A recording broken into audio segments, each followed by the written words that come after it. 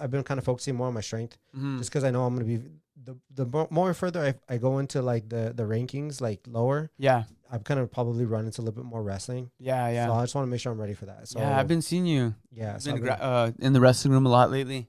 Yeah, and I had wrestling practice at JW in the morning, and Yeah. then I went and did wrestling practice at his practice. Yup.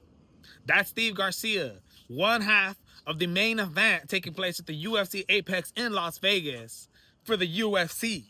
Okay? He's taking on David Onama 14-2 and a 6-2 record in the UFC, coming off 3 straight decisions, 4 in a row. All right? 4 wins in a row since his last loss.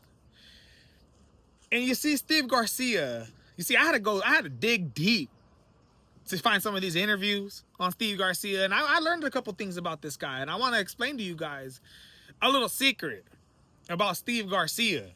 Now, you can find this on the internet, you could look it up, you could learn this yourself, but if you don't know this, Steve Garcia in his last fight displayed an absolutely beautiful, beautiful, beautiful stand-up game.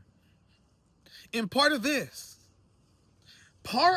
reason why Steve Garcia stand-up has been looking absolutely phenomenal is because he's from New Albuquerque, New Mexico. He trains and was training for years with Danny Romero Jr. Now, if you guys don't know who Danny Romero is, let me tell you guys. This is a former 2-division world champion in the sport of boxing. Former IBF flyweight world champion, former junior bantamweight world champion. Okay? 2-division world champion. I believe he had 6 national titles in his amateur career. Being the New Albuquerque flyweight champion during his amateurs. An extensive background in boxing. All right? He had some legendary fights with Bunga. He had some legendary fights with Johnny Tapia. I mean, come on, dude. So Steve Garcia has been working and was working with Danny Romero, who loved to go to the body, who loved to dig to the body. Funny, huh? We've seen Steve Garcia do that too before in his career. When you go to the body, it's a little bit harder to get out the way. Mm-hmm. It's a block. Mm-hmm. So, I mean, that's kind of like, you know. And I trained with Danny Romero for many years, and he always was really strong about the body. So Heck yeah. That's good. He talks about going to the body. To him, the body shots are more important because the head, yeah, you could, move away from punches, but the body, it's always there to be hit. And I absolutely love this talk from Steve Garcia because he's talking about doing 2-a-day wrestling training.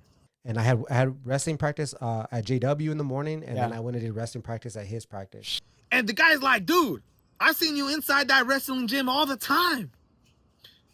And if Steve Garcia starts to upgrade that game, that part of his mixed martial arts game, I mean, bro, this is a guy who's been wrestling since 15 years old. All right? Keep in mind, Bo Nickel's mom was a strength and conditioning coach in high school. All right? A little bit of background right there.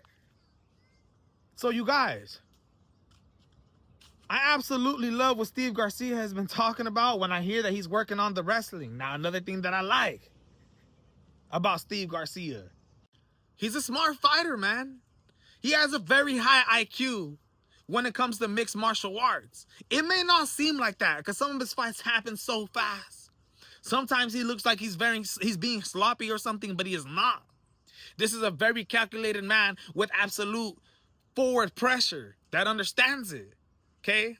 Now, during this interview, I know this and how his IQ is and how smart he is because he talks about his second fight in the UFC where he competed against Charles Ontiveros, right? When he competed against Charles Ontiveros, he was dropped 2 times in the first round by the Brazilian and ended up having to resort to wrestling, right? That's when he switched over to taking him down and started beating the crap out of him. The dirtiest elbows, the dirtiest ground and pound that I've ever seen in the UFC. This guy absolutely beats the crap out of guys when he takes them to the floor. And he talks about this in the interview. I went in again. He caught me again, and I was like, bro, like, gosh, man, this dude keeps catching me. But again, I wasn't on my game. But it's all right because we went in there, and I was like, all right, I'm gonna have to wrestle this guy. So I went in and took him down. I started ground and pounding him. And then I started taking his soul a little. So that to me displays absolutely high IQ. All right? Steve Garcia is on a 6-fight win streak right now. Had 5 knockouts in a row. If he would have knocked out Calvin Kattar, which he almost did in the 3rd round, it would have been 6 knockouts in a row. Absolutely ridiculous. All right? And David Onama, like I said, man, he's a tough guy. This is a guy who's been wobbled in a lot of his fights. Right? This is a guy who's been dropped in fights, but have came back and have finished guys himself. Now, his last 3 fights, 3 straight decisions. But another thing that I thought was very interesting was a question that David Onama just got asked leading into this fight with Steve Garcia. Okay? If you guys didn't know, the normal UFC ring, pay-per-view fights, stadium fights, it's 30 feet. Okay? The diameter of the ring is 30 feet. In the UFC Apex, it's 25 feet. Way significantly smaller.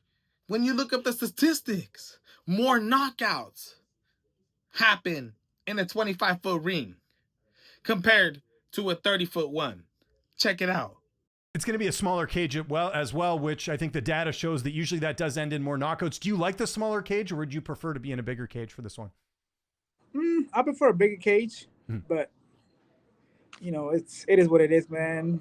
So right off the bat, you see Steve Garcia is gonna have the advantage going into this 25-foot in diameter ring at the UFC Apex, my friends. A guy who likes to put the pressure with relentless southpaw boxing. All right? How do I feel about this fight, my friends? This should be an absolutely fantastic war, dude. As we continue to head into this weekend's fight, I will continue to update you guys more on everything that's going down within these 2 fighters during the week. If they're hot on social media, the media interviews, the weigh-ins, everything. So don't forget to subscribe, like the video, and I'll see you guys later, man. Probably in another couple hours. I'm out.